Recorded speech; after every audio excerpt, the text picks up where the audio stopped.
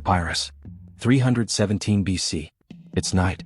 Inside the palace of King Aeacides, there are screams. Not the screams of battle. The screams from inside. From the hallways. From the rooms that are supposed to be safe. The kingdom has just voted against its own king.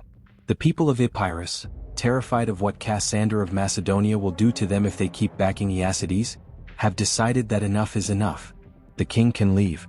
His allies can stay or die. His children are a different problem. Pyrrhus is 2 years old. He doesn't understand what's happening. He can't. But there are people in that room who do understand, and who have decided that this child is not going to die tonight even if it costs them everything.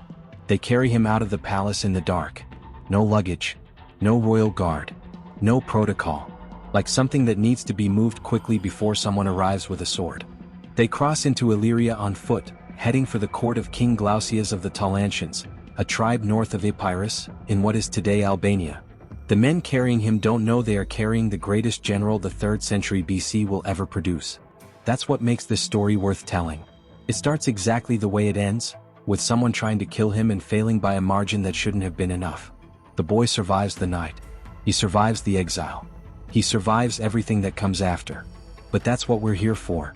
This is episode 1 of the series on Pyrrhus of Epirus, the man who beat Rome twice, who Hannibal considered the greatest strategist who ever lived, and whose name is still alive in every language in Europe 2,300 years later. Like the video, subscribe, and let's start from the very beginning. To understand Pyrrhus, you have to understand the world he was born into. 323 BC. Alexander the Great has just died in Babylon. 32 years old. Fever or poison, historians have never agreed. The man who had conquered from Macedonia to India, who had dismantled the Persian Empire, who had redrawn the map of the known world, dies in a bed without naming a successor. His generals, the Diadochi, the successors, look at each other around the deathbed. Each of them with their own army. Each of them with their own ambition. What follows is 40 years of wars. Not one war. 40 years of wars, plural. Alliances that last one campaign and dissolve the next. Kingdoms that exist in spring and disappear by autumn. Generals who marry their enemies' daughters in order to kill them better the following season. It is the most chaotic, most violent, most politically unstable period in Greek history after the collapse of the Mycenaean world. And it produces, almost inevitably, men of extraordinary ability, because only the extraordinary ones survive. In that world of fragments and betrayals, Pyrrhus is born around 319 BC. Son of King Aeacides of Epirus. Epirus is a small territory.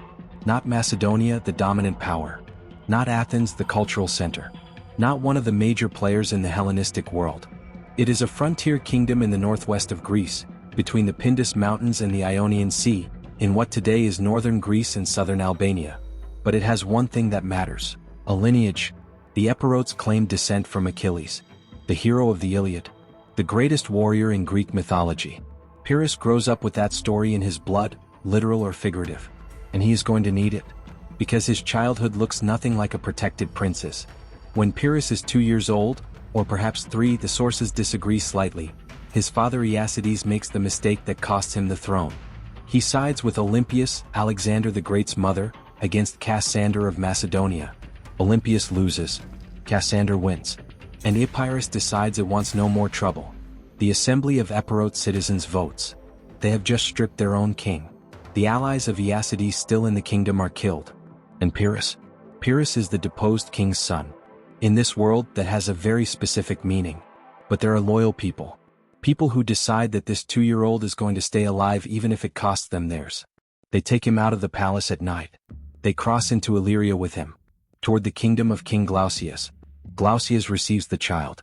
The sources say his wife Beroia was moved by the small boy, or that she turned him into a valuable diplomatic asset, depending on how you read the politics of the moment. What matters is that Pyrrhus doesn't die. He grows up in exile. Educated as a prince but without a kingdom. In a court that isn't his, learning the craft of survival before he learns the craft of war. At 12 years old, Glaucias puts him back on the throne of Epirus. The political situation has shifted. Cassander has backed off. The Epirotes accept their prince back. There is a regent. Pyrrhus is too young to rule alone, but the throne is his. It lasts 5 years. At 17, Cassander pushes again. Pyrrhus loses the throne for the second time. This time there is no night escape with an infant. There is a political calculation. And Pyrrhus, at 17 years old, does the only thing that makes sense. He joins the most interesting and most dangerous man in Greece, Demetrius Poliorcetes, the besieger of cities. His brother-in-law, Demetrius, had married his sister Deidamia, a man of extraordinary military talent and almost catastrophic personal instability, brilliant on the battlefield, disastrous everywhere else. Pyrrhus fights under Demetrius, and in 301 BC he is present at the Battle of Ipsus. This is one of the largest battles of the ancient world. A clash between the successors that will reshape the map of the Hellenistic kingdoms for generations. 100,000 soldiers on one side, 100,000 on the other. Antigonus, Demetrius's father, fighting for his place in history. Antigonus loses and dies on the battlefield. Pyrrhus is 18 years old. He has just witnessed a king die in a battle of proportions most men will never see in their entire lives. And instead of retreating, he keeps fighting. When Demetrius and Ptolemy of Egypt sign a peace treaty, Pyrrhus is handed over as a hostage to the Egyptian court. A diplomatic arrangement. A guarantee that Demetrius will keep his commitments. In any other man, being a hostage would mean humiliation, insignificance, waiting. In Pyrrhus, it means an opportunity. At the court of Ptolemy I in Alexandria, Pyrrhus deploys something that is going to define him for the rest of his life. A personal magnetism that the chroniclers describe with an almost bewildered admiration. It isn't only physical, though the sources describe him as imposing, red or auburn-haired, with a presence that commanded without effort. It is something harder to define. A combination of intelligence, audacity, and generosity that made people want to follow him. Queen Berenice, Ptolemy's wife, is so impressed by the young Epirote prince that she convinces her husband to support him. Ptolemy gives him ships, soldiers, resources, and there is something else, a marriage. Pyrrhus marries Antigone, Ptolemy's stepdaughter. It is a political alliance, but by all accounts also something more. The sources describe it as a genuine attachment, one of the few stable personal relationships in a life defined by constant movement. With Egyptian backing and a new wife, Pyrrhus sails back to Epirus. He is 22 years old. He arrives. He negotiates a co-regency with his cousin Neoptolemus, who has been sitting on the throne in his absence. They will rule together, the agreement says. The agreement lasts exactly as long as Pyrrhus needs it to. Within months he has gathered enough evidence, or manufactured enough justification, to act. Neoptolemus has been plotting against him. Or so Pyrrhus says. And in 295 BC, at a formal banquet, Pyrrhus has his cousin killed. It is his first political assassination. He is 23 years old. He has survived 2 exiles, 1 major battle, a stint as a diplomatic hostage, and the political labyrinth of Alexandria. He has made an ally of the most powerful ruler in the eastern Mediterranean, and he has just eliminated the only internal rival who could threaten him. Pyrrhus of Epirus is finally, firmly, undisputedly king. He will not stay still for long. The first thing Pyrrhus does as sole king of Epirus is govern it well. This is the part of his story that often gets skipped over in favor of the battles. But it matters. Because the man who crosses the Adriatic with 20 war elephants in 280 BC doesn't come from nowhere. He is built in these years, in the decade between taking the throne and sailing for Italy. He expands the kingdom. Through a combination of war, diplomacy, and strategic marriages, he will marry multiple times, each wife a diplomatic calculation, each alliance a building block. Pyrrhus extends Epirus into parts of Macedonia and Thessaly. At its peak in these years, his domain controls 400 kilometers of Balkan coastline. He builds an army. And this is where his genius begins to express itself in ways that contemporaries notice and historians still study. The Macedonian phalanx, the wall of pikes that Alexander had perfected, is the foundation. But Pyrrhus sees its weaknesses. The phalanx is devastating on flat ground and formation. On broken terrain, it becomes slow, rigid, and vulnerable at the flanks. So he fills the gaps. He integrates light infantry units, the Thureophoroi, soldiers with large oval shields, a javelin and a sword, that can operate where the phalanx can't. He adds javelin cavalry, later called Tarentines, that dramatically increase his army's speed and striking range. He trains his forces to function as a combined arms system rather than a single mass. He fights. He conquers Macedonia, briefly. He loses it again to Lysimachus. He fights along the northern borders of his kingdom, against Illyrian and Macedonian threats that never entirely stop. And somewhere in these years, a philosopher from Thessaly named Cineas becomes his closest advisor. Cineas is everything Pyrrhus is not. Come. analytical, skeptical of glory for its own sake. He serves as Pyrrhus's diplomat, his negotiator, his voice in courts where swords would be out of place. And he asks Pyrrhus at some point in these years, the question that has been quoted ever since. It goes something like this. Pyrrhus is describing his plans. Italy, then Sicily, then Carthage, then Libya, then Egypt, then back east, then everything.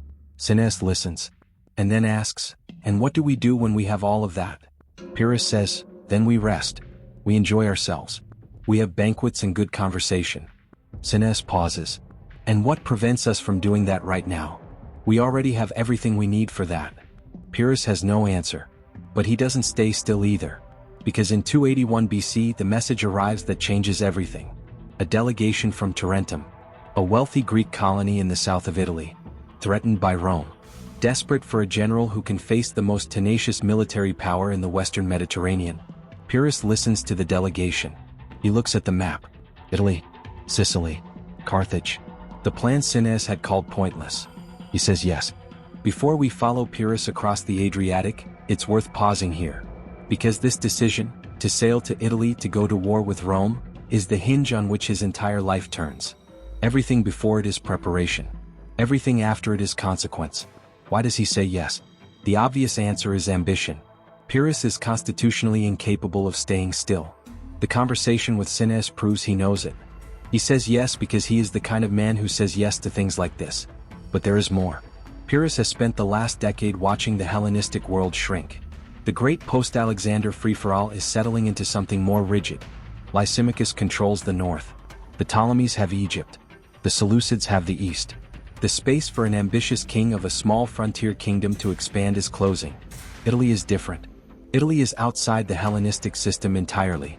It is a new theater. A place where his specific skills, the mixed army, the aggressive personal command, the ability to build coalitions quickly, might do what they cannot do in the increasingly calcified politics of Greece. And Rome in 281 BC is not yet the Rome of the Punic Wars. It is a regional power expanding into southern Italy. Formidable certainly, but not yet the entity that will eventually dominate the Mediterranean. Or so Pyrrhus thinks. He will revise that opinion at Heraclea. But that's the next episode. Pyrrhus sails from Epirus with 20,000 infantry, 3,000 cavalry, 2,000 archers, 500 slingers and 20 war elephants. Somewhere in the Adriatic, a storm hits the fleet. Ships scatter. Men drown. The war elephants panic in the holds. Pyrrhus arrives in Italy with half of what he started with. And Rome, watching from the north, begins to understand that something unlike anything it has faced before has just landed on its doorstep. Next episode, Heraclea. Asculum. The phrase that gave its name to every victory that destroys the winner.